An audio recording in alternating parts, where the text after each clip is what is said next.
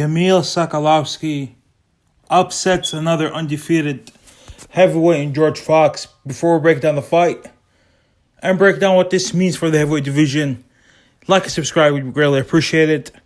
I know a couple of you guys had a laugh when I said, what does this mean for the heavyweight division? But obviously, George Fox is not a player in the heavyweight division. Obviously, his loss does not affect the heavyweight division in any shape or way or form. But what I have a question is, why do these promoters keep on putting their guys who aren't ready in big fights? George Fox, going into this fight, was 4-0 with 0 knockouts.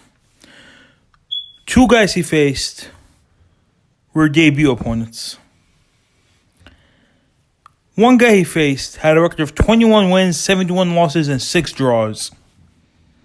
Another guy he faced also had a losing record.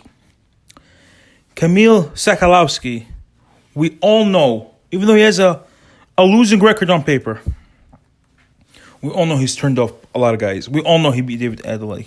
We all know on the night where he dropped Lucas Brown, he won that fight. He beat Nick Webb before. He gives these guys tough fights.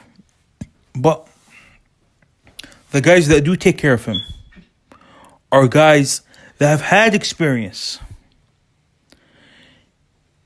When you put him in with a guy who's fought, with all due respect, 4 bums, with 0 knockouts to his resume, how do you think that's going to fare?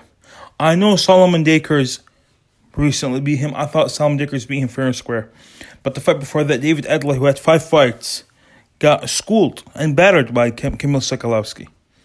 He was lucky to keep his undefeated record. Lucky. And I thought that David Yarde, at least by eye test, was a much, much, much better fighter than George Fox. He has shown better skills. Why do promoters keep doing this? I have no idea. Anthony Joshua, for example, was rushed. And we all saw the result of that.